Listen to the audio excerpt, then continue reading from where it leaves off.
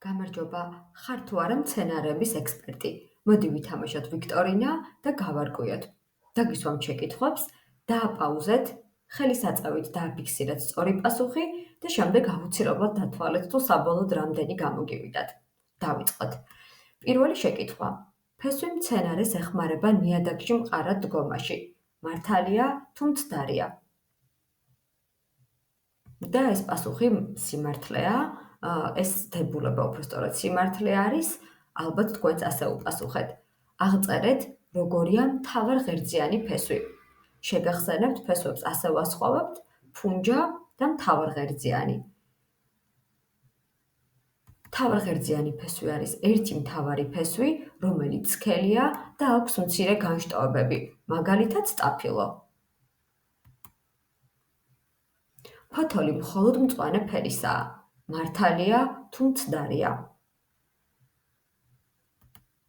რა თქმა უნდა მცდარია, ახლა შემოდგომაა და თუ გარეთ გაიხედავ, უმარტივესად აღმოაჩენ ამის სწორ პასუხს დარწმუნდები უფრო სწორედ კიდევ უფრო. მცენარის რომელი ორგანო გადასცემს წყალს ფესვიდან ფოთლებში? თუ ილუსტრაციას დააკვირდები, ესეც დაგეხმარება. და რასაკვირველია, სწორი პასუხია ღერო. თუ მცენარეს არ ექნებოდა ღერო, რა მოუვიდოდა მას? ვერ მიაწვდიდა მცენარის დანარჩენ ნაწილებს წყალს და საკვებს, მცენარე კი მათ გარეშე ვერ იცოცხლობდა. შემდეგი შეკითხვა, მგონი ძალიან კარგად მივდივართ. მცენარის რომელ ორ ნაწილს აქვს ერთად მუშაობის ამოცანა? წყლის მოპოვება და გადანაწილება. და ეს ორი ნაწილია, ფესვი და ღერო. აუცილებლად გამოგვიწერა Facebook-ზეც, სახელი ჩვენი სუპერძალა, რათა არ გამოგრჩეს ახალი ვიდეოები და სხვა ისეთი რესურსები, რომელსაც YouTube-ის გარდა Facebook გვერდზე ნახავთ. ჩამოთვალე, რა ფუნქციას ასრულებს თითოეული ორგანო, ფესვი, ფოთოლი და ღერო. დააკავშირეთ A. მზის შუქის მიღება და სუნთქვა, B. წყლის მიწოდება მთელ მცენარეში, წყლის შთანთქმა ნიადაგიდან. კარგად დააკვირდით, დაფიქრდით და შემდეგ სწორ პასუხსაც გაგიმხელთ.